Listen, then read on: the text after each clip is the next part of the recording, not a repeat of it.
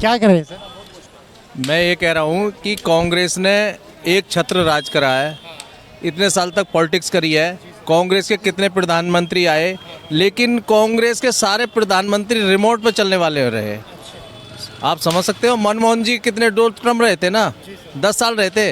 मनमोहन सिंह जी ये कहते हैं कि पढ़े लिखे भी है, होशियार है, लेकिन उनको बैकअप से जो बुलवाया जाता था वो बोलते थे। ये मोदी जो है सेल्फ डिपेंड है, किसी की मानते नहीं है। जो देश के बारे में डिसीजन होता है, अच्छा डिसीजन होता है, उसको लेने में 1 मिनट नहीं सोचते। आप देखिए, किसी भी फील्ड में आप चले जाइए देश के अंदर, देश की इकोनॉमी पे आप चले जाइए, कहाँ थी कहाँ है। सेकंड, हमारे देश के हाईवे देख लीजिए, मेट्रो देख लीजिए, रेल देख लीजिए। मैं सुबह से अगर शाम तक आपको उसकी खूबियाँ गिनाऊंगा ना, तो फिर भी नहीं गिन पाऊंगा मैं। सर विपक्ष कहता है कि राहुल गांधी पढ़े लिखे, मोदी जी अनपढ़ है। भैया मैं कहता हूँ, ऐसे पढ़े लिखे का क्या फायदा जिसको कोई नॉलेज ना हो, और ऐसा अनपढ़ भी बहुत अच्छा है जो देश के बारे में सोचता हो, आम जनता के बारे में सोचता हो। हम ऐसे अनपढ़ को ही पसंद कर रहे हैं। जी हाँ, लेकिन कह रहे हैं कि राहुल गांधी तो मैच्योर हो गए हैं वो। राहुल गांधी को ABCD नहीं पती पॉलिटिक्स की। जिस बंदे को ये नहीं पता कि गेहूं जो है कहाँ लगता है, यार वो क्या पॉलिटिक्स करेगा, किसी के बारे में कुछ नहीं है। राहुल गांधी नथिंग है बिल्कुल। सर वो तो खेतों में अब तो सर वो खेतों में जाके धान रोपण करते हैं, कुली का काम कर रहे हैं। ये एक प्रोपेगेंडा है, कुछ भी नहीं है। चाहे मंदिर जाने का प्रोपेगेंडा देख लो आप। जब चुनाव आते हैं तो जी लंबी सी एक जनेऊ डाल ली, एक माला डाल लिया, मंदिर पहुंच गए। मोदी जा रहा है, मोदी की होड़ करते हैं। भैया तुम खुद करके दिखाओ ना। मोदी जमीन से उठा हुआ बंदा है, उसने बीजेपी के ऑफिस में टाट बिछाए हुए हैं। वो ऐसे नहीं प्राइम मिनिस्टर बन गया, समझे। और आप देखिए वो कितने घंटे सोता है, उसके बच्चे हैं। आप बताइए वो किसके लिए भ्रष्टाचार करेगा। कांग्रेस के टाइम में 2G, AG, जीजाजी और फलाना और ढिमका एयर, कितने भाई वो आपको मैं गिना दूं, सबने कितने घोटाले हुए हैं। आप एक बार बता दीजिए बीजेपी के टाइम में एक भी कोई घोटाला हुआ हो, आप बताएं फिर। तो ये एक पॉलिटिक्स प्रोपेगेंडा फैलाने वाली पार्टी है, कुछ भी नहीं है। बीजेपी, हमारा कोई बीजेपी से कोई ये नहीं है कोई रिश्तेदारी है कुछ है, लेकिन आदमी के काम नजर आ रहे हैं इसलिए हम बोलना पड़ रहा है। बात ये है। इंडिया महागठबंधन के कुछ एजेंडे हैं भैया, इंडिया महागठबंधन कुछ नहीं है, ये सब इकट्ठे हो गए हैं चोर, समझे ना। ये अलग अलग स्टेट में जाकर देख लो इन्होंने क्या करा है देश के आम जनता के लिए। बताइए आप, हर स्टेट में आप जाओगे, आप बताओ। अब एक लालू प्रसाद का प्राइवेट लिमिटेड की तरह फर्म है, उनकी कम बनाई हुई पार्टी, समझे ना। तो किसी भी चले जाओ, समाजवादी को ले लो, राष्ट्रीय जनता दल को ले लो, JDU को ले लो, ये सब कंपनी की तरह पार्टी बनी हुई हैं, अपने बारे में सोचती हैं।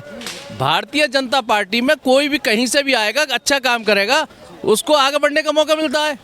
आप समझ सकते हो। तो अब लालू जी का देख लो, अंदर बाहर जाते रहते हैं।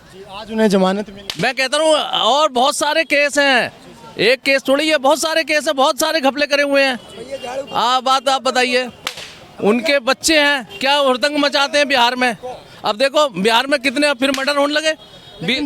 लेकिन सर जो कांग्रेस छोड़कर बीजेपी में आता है वो साफ छुई का हो जाता है, उसका वो नहीं, पॉलिटिक्स में कोई स्थायी नहीं है, कोई अस्थायी नहीं है। एक चीज़ और, मैं बीजेपी में रहने के बाद अगर वो कोई गलत काम करे, बीजेपी वाले 1 मिनट में बाहर फेंक देते हैं। कोई रिश्तेदारी नहीं रखते, चाहे वो कितने पुराना कार्यकर्ता क्यों ना हो बीजेपी में।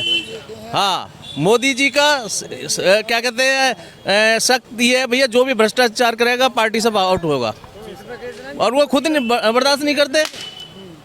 आप देखिए यूपी को देख लीजिए, यूपी में आज आप जो है रात को 12 एक होता है कि एक तो शिक्षा की जहाँ तक आप बात कर रहे हो, मोदी जी एजुकेटेड हैं। एजुकेटेड का मतलब ये नहीं है कि आप किसी यानी किस गुरु से पढ़े हो, किस विद्यालय में पढ़े हो, कहाँ पढ़े हो आप। जब उनकी बातें जो भाषण सुनते हो आप लाल किले से, बिना लिखे भाषण वो देते हैं, तो उसके अंदर कितने टेक्निकल पॉइंट्स होते हैं, कितनी साइंटिफिक बातें होती हैं, वैज्ञानिक चीज़ें वो बताते हैं। तो वो कहाँ से आ गई? उनको बिना पढ़े, बिना नॉलेज लिए, बिना, तो ये चीज़ें कहाँ से, कोई नहीं बोल सकता। आम आदमी को उसका मतलब ही समझ नहीं आता कि ये क्या कह रहे हैं, और वो बड़ी ऊंचे तरह की बातें हैं।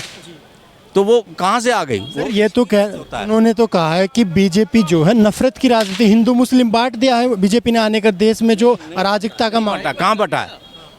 एक बात बताइए आप, एक बात बताइए, दुनिया भर की सेंट्रल गवर्नमेंट की पॉलिसी है, ठीक है, क्या उसमें किसी मुसलमान को फायदा नहीं मिल रहा?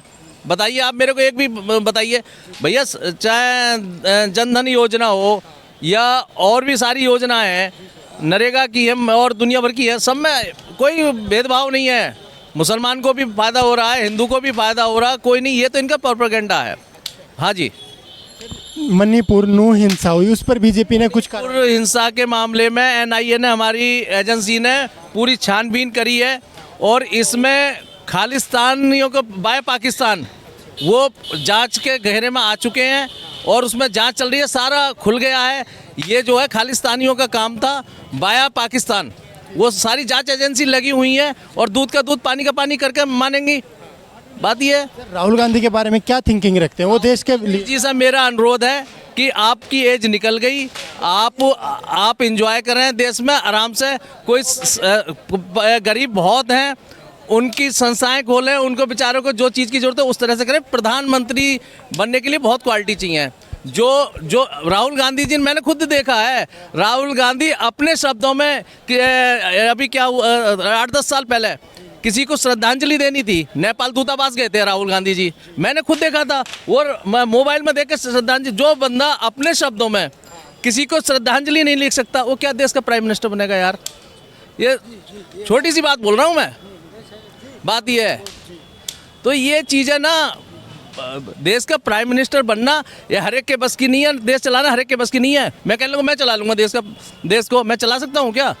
भैया बहुत मेहनत करना, बहुत नॉलेज चाहिए, बहुत पावर चाहिए। अब मोदी जी है, 4-5 घंटे सोते हैं, समझे ना? तो ये बहुत सारी चीज़ें कहने को तो कोई भी कहने लगे। तो सर जो गठबंधन है, क्या उसमें एक विचार ऐसा नहीं कि जो सरकार चला सके, प्रधानमंत्री? देखो अब एक बात बताओ, कितने प्रधानमंत्री है इस गठबंधन में?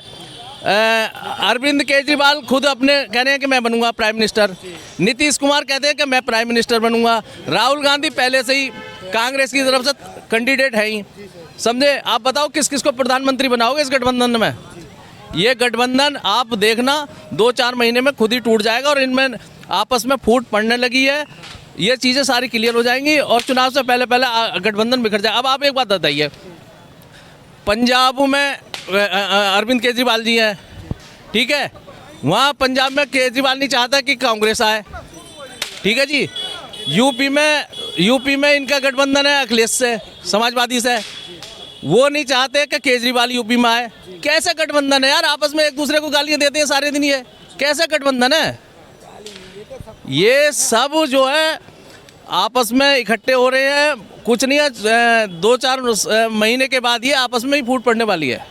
ये चीज़ें हैं। मोदी जी के लिए क्या कहेंगे? मोदी जी यार आप ही बता दो यार, उस बंदे का क्या है यार? उसने देश को कहाँ से कहाँ लिया है? बुलेट ट्रेन आ रही है, आप मेट्रो का देख लीजिए, हाईवे देख लीजिए यार। एक चीज़ गिनाऊँ, कितने कारनामे हैं। अयोध्या का मसला है, इन पर आज तक सॉल्व नहीं हुआ, ये आग लगाते रहे। कितने एक किसी ने ये भी नहीं, जरा सा पत्थर भी फेंको, शांति से हो गया यार। धारा 370 का हम सोच भी नहीं सकते थे यार, समझे ना? वो मसला सॉल्व हो गया। तो ये ऐसे बड़े काम बीजेपी ने किए हैं, समझे? तो भैया अब आपके सामने, मैं खुद नहीं कह रहा, आपको खुद दिखते हैं काम। क्या कहेंगे, आएंगे तो मोदी जी के अलावा और कोई है ही नहीं। सबसे बड़ी दिक्कत क्या है विपक्ष के अंदर कि कोई मोदी जी के अगेंस्ट नेता ही नहीं है इन पे। विपक्ष के पास मोदी जी के अलावा कोई नेता नहीं है।